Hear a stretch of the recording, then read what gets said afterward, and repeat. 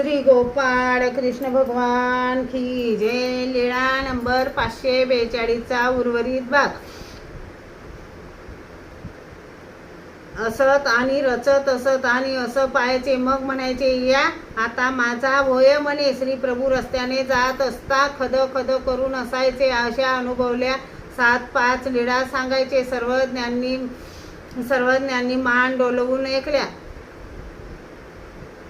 मग सर्वज्ञांनी भट्टोबासांना विचारले, श्री प्रभूंवर आमच्यावर आणि महात्म्यांवर तुमची कशी बुद्धी आहे? भट म्हणाले, सारखीच. यावर बाईसा रागावून म्हणाली, मर मर पोरा, तुला आत्ताच मृत्यू येवो व तुला वाजत गाजत बोंबा मारीत सजवलेल्या पालखीतून स्मशानात नेवो आणि जाळून टाको. अरे तू बाबांची व दादोसांची बरोबरी करतोस.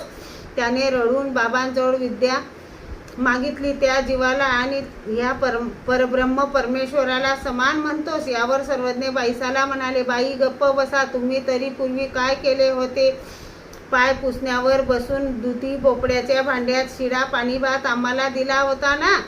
यावर बाईसा म्हणाली, नको बाबा नको बाबा म्हणून हात जोडून क्षमा मागितली. यावर सर्वज्ञ म्हणाले, बाई जीवाला आपल्या आपण कधीच ज्ञान होत नसते. मग हा कसा काय जाणू शकेल? आम्ही ज्ञान शक्तीचे दातव्य करू तेव्हाच जीव परमेश्वरास ओळखू शकतात. एरवी ते कदापि शक्य नाही. जीवांचा माता अनादि अविद्या असे का? हो जी. यावर सर्वज्ञांनी भट्टोबासांना सांगितले, वानरेया, श्री गोविंद प्रभू ते नित्य मुक्त असणारी परमेश्वर वस्तू आणि महात्मा दादोस तो एक जीव. असे इतर जीव आहेत, तसा जीव विषम, परमेश्वर सम.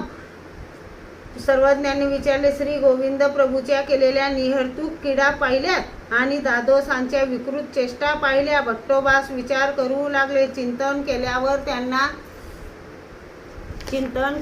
त्यांना श्री प्रभूंच्या लीळा अगाध दिसायच्या, तर दादोसांच्या सर्व कृती त्या अगदी विकृत चेष्टा दिसायच्या. दोघांच्या बोलण्यात वागण्यात सारखेपणा दिसत नाही. श्री गोपाळ कृष्ण भगवान की जय.